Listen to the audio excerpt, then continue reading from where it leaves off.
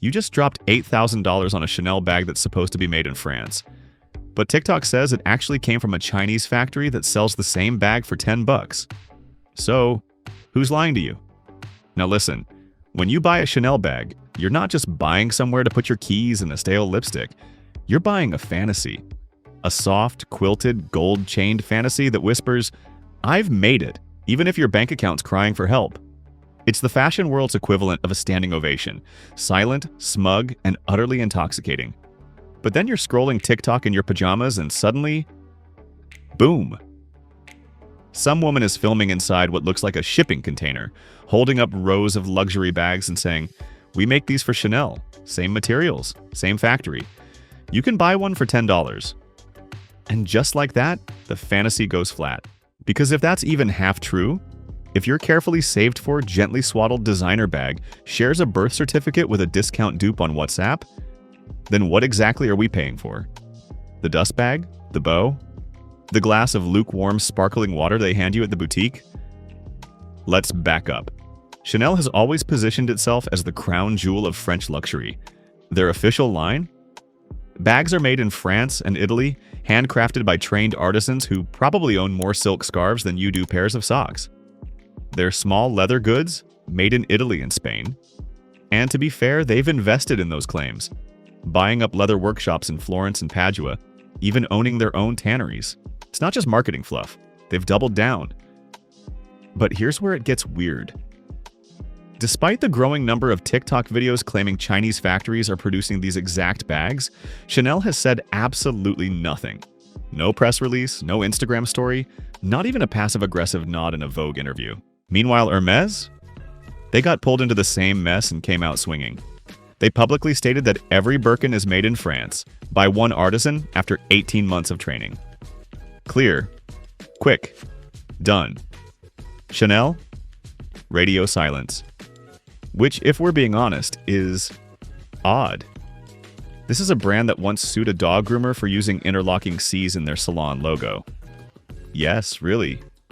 So when a factory worker starts claiming they're pumping out Chanel bags by the dozen for $10, and no one from Paris blinks, something feels off.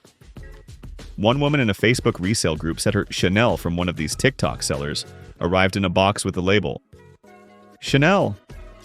Same double C, just backwards. She laughed it off, but not everyone would. And here's where it gets personal. I didn't know who to believe either. The polished luxury house with the marble floors and black and white campaign shoots? Or the woman with a hairnet and an iPhone 8 who swears your bag came from her sewing table? Because one of them is lying. Or maybe, just maybe, both of them are telling the truth, depending on how you define authentic. So, let's talk about these TikTok videos. It's not just one account, it's a whole genre now. You've got factory workers, warehouse operators, and sometimes just my cousin in China showing off what they claim are Chanel, Dior, or Hermès bags.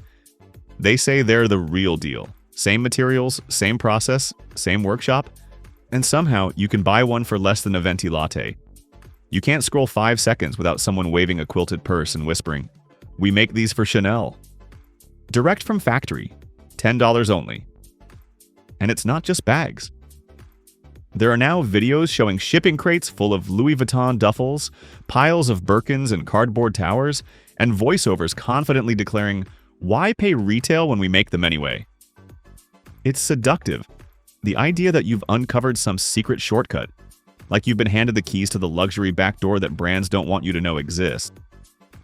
But here's what no one tells you in those videos. The real reason $10 designer bags might actually cost you more than you think. Because there are levels to these claims. Some sellers say they're reselling leftover inventory from brand orders. Others claim they're making one-to-one mirror copies using identical materials. And then there's the gray zone. Bags assembled with similar leathers, Chanel-style chains, and just enough polish to fool anyone not looking too closely. And yes, some of them do look flawless.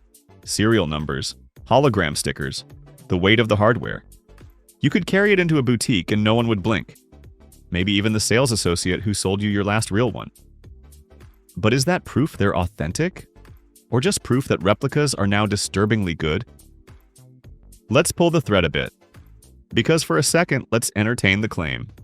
Could a genuine Chanel bag, same leather, same craftsmanship, be sold for $10? Well, only if the laws of physics, economics, and dignity all took the day off. Here's the side of the luxury world TikTok rarely mentions: the cost of materials and labor. High-quality European leather, the kind Chanel actually uses, costs anywhere from $100 to $200 or more, depending on the type and quality of leather used, just in raw materials. Then there's the chain hardware, branded clasps, the lining, stitching, foam supports, labels. Now add in the labor. Skilled, trained artisans, not interns with a glue gun, making these things slowly and meticulously.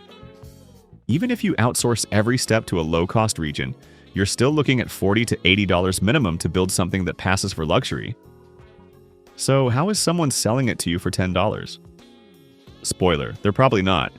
At that price, you're usually getting synthetic leather that smells like plastic, gold-painted metal that flakes off in 2 weeks, and stitching that looks straight until you squint, or sit down next to a real one. Temu built its empire on speed, price, and that addictive little orange package showing up at your door faster than you expected. But now it's missing the magic. The charm is gone. And women everywhere, especially those who used it as a budget tool, are feeling the loss hard. Some have already moved on, turning to Walmart clearance aisles or resellers on Facebook Marketplace. Others are just frustrated, because it's not just the prices going up, it's the loss of one more little thing that used to make life feel easier. And in 2024, easier is something we're all chasing. Temu says it isn't leaving the US entirely. But let's be honest, if you're not shipping most of your inventory to your biggest customer base, are you really still here? They're now promising to restructure logistics and use US-based warehouses instead of sending items directly from China. Which sounds promising until you remember that Temu's whole appeal was built on $1 prices and free shipping. Warehouses in the US mean rent, labor, regulations. You know, all the expensive stuff they used to avoid. Until you remember that Temu's whole appeal was built on $1 prices and free shipping. And guess what happens next? Yup, the $1 lip gloss becomes $6. The $4 lunchbox becomes $12. And suddenly Temu is competing with Target and Walmart, without the brand trust, return policy, or convenience. So yes, they may stick around, but no, it won't be the same. Because what made Temu Temu has officially left the building. Here's what makes this whole thing feel like a bad joke. While tariffs are supposedly meant to protect American businesses, they're hitting consumers the hardest, especially the ones who rely on affordable online shopping to make ends meet. We're watching the prices of basic essentials spike, while Chinese TikTok sellers are still managing to push out $10 Chanel bags through back channels. Let that sink in. It's getting harder to afford a pair of socks, but counterfeit luxury is just one DM away. The logic is upside down. And for the woman trying to clothe her kids, keep her house organized, and look halfway decent on a budget, the message feels loud and clear. You're not the price. With Temu fading fast, shoppers are being forced to reassess. Some are going back to Walmart clearance aisles and Dollar Tree, but the prices still sting. Others are searching Etsy, eBay, and local Facebook groups, hoping to find a deal that doesn't take 45 days to arrive or cost 3 times what it used to. The reality? We're entering a phase where cheap might not exist anymore. Not like it used to. And that's scary, especially for the millions of Americans already living paycheck to paycheck. Because when a small app gave people a way to buy things they needed and things that sparked joy without blowing up the budget, it wasn't just shopping, it was freedom. Temu didn't die in a headline, it faded in your cart, one out-of-stock item at a time. And maybe it's not just about losing cheap things. Maybe it's about realizing how fragile convenience really is, when policy decisions made by people in suits hit the checkout buttons of everyday women. But Hermès responded. Louis Vuitton did too. They stood up and said, "No, we don't produce in China, period." So why the radio silence from Rue Cambon? Maybe because the story is messier than they'd like.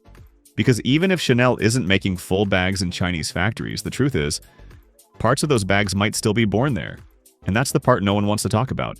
Because when you buy luxury, you're not just buying materials and labor. You're buying certainty. You're buying the belief that your bag was crafted with care, not slapped together across 3 continents in a spreadsheet. And once that belief is shaken, once you realize that made in France might mean assembled from parts we don't talk about, it's hard to unsee it. Now, to be fair, some people hear all this and shrug.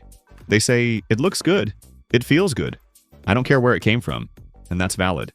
For some, the fantasy is the feature, but for others, especially when they've saved, waited, and hoped, that fantasy starts to feel a little hollow. The bag is real. The price is real. The story? That might have been the most expensive part.